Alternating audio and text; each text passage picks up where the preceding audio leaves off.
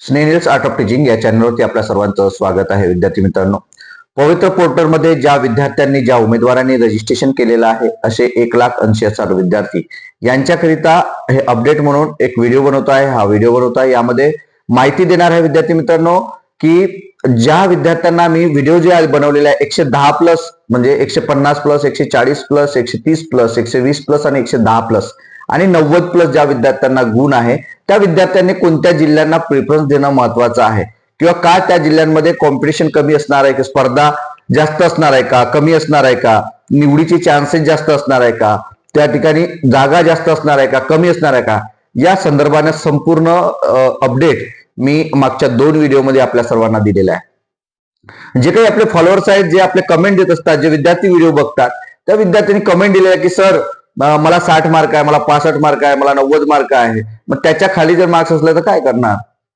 हा सर्वात मोठा प्रश्न आहे.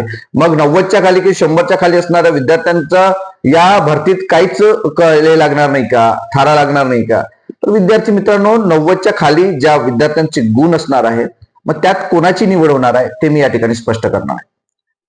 आपण जर माझ्या चॅनलला पहिल्यांदा आले असाल तर माझ्या चॅनलला सबस्क्राईब करा, जेणेकरून येणारं कोणतंही अपडेट असेल ते अपडेट आपण आपल्या चॅनलच्या माध्यमातून तुम्हा सर्वांसमोर सांगतो आहे. तसंच व्हॉट्सअपच्या लिंक सुद्धा दिलेली आहे, टेलिग्रामचे लिंक दिले आहे, त्यावरती तुम्ही मला प्रश्न विचारू शकता आणि त्या माध्यमातून सुद्धा तुम्हाला उत्तर मिळणार आहे. विद्यार्थी मित्रांनो, 90च्या खाली जर तुमचे गुण असेल तर मग कोणत्या विद्यार्थ्याला त्या ठिकाणी संधी मिळणार आहे? तर संधी कोणत्या विद्यार्थ्यांना मिळणार आहे हे आपल्याला पूर्वीचे जे व्हिडिओ आहेत ते तुम्हाला त्या ठिकाणी दिसेल. पण 90च्या खाली जर गुण असेल तर अशा विद्यार्थ्यांना संधी मिळेल की जे एसटी प्रवर्गातील विद्यार्थी आहे.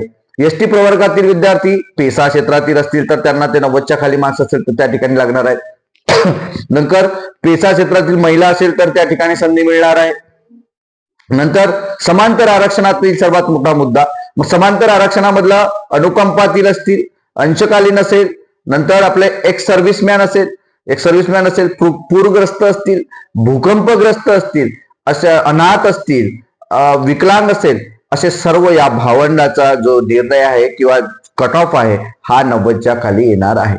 म्हणजे 90च्या खाली कोणाची वर्णी लागणार आहे तर हे सर्व जे समांतर आरक्षणवाले आहेत ते, आणि पेसा क्षेत्रातील महिला भगिनी, पेसा क्षेत्रातील पुरुष असतील किंवा पेसा क्षेत्रातील इतर कोणतेही घटक असेल तर त्यांची वर्णी मात्र या ठिकाणी लागणार आहे.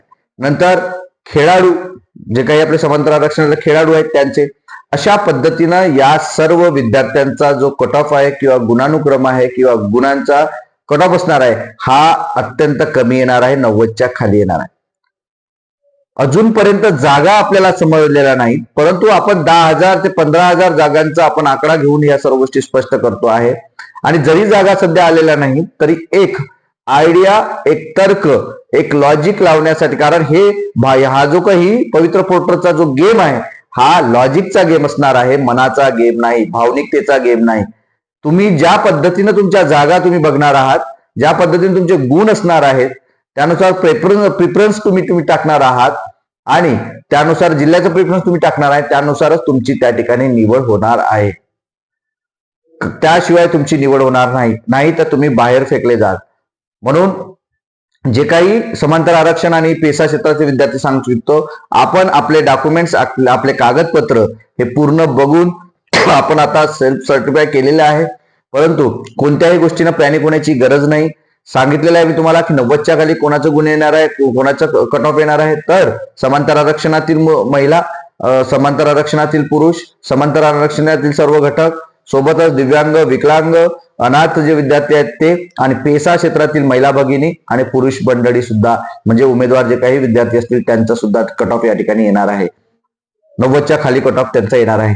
कारण 2017च्या भरतीचा तुम्ही विचार केला एसटी प्रवर्गातील तर अत्यंत कमी आहे. नंतर 22चाही तसंच आहे आणि आता या 25-26च्या माध्यमातून सुद्धा, कारण तेवढे विद्यार्थी त्यांना मिळत नाहीत, आपल्या शासनाला मिळत नाही, त्यामुळं हा कट ऑफ अत्यंत खाली येत असतो. त्यामुळं स्पर्धा सुद्धा कमी आहे, जागा जास्त आहे, स्पर्धा कमी असणार आहे, म्हणून निवडीचे चान्सेस एसटी विद्यार्थ्याचे जास्त आहे. विद्यार्थी मित्रांनो, हेच आजचं अपडेट होतं की 90च्या खाली कट ऑफ कोणाचा येणार आहे. तर तुम्हाला नेमकं काय वाटतं की 90च्या खाली येणार की नाही, तुमचं मत स्वतःचं काय असणार आहे ते कमेंट बॉक्समध्ये कळवा. आणि अशाच अपडेट करता माझ्या चॅनलला मात्र सबस्क्राईब करा. डिस्क्रिप्शन बॉक्समध्ये असणाऱ्या ज्या काही लिंक्स आहेत त्या लिंकवरती जॉईन व्हा आणि व्हॉट्सअपला सुद्धा, टेलिग्रामला आणि व्हॉट्सअप चॅनलला सुद्धा मला प्रश्न विचारू शकता विद्यार्थी मित्रांनो. धन्यवाद.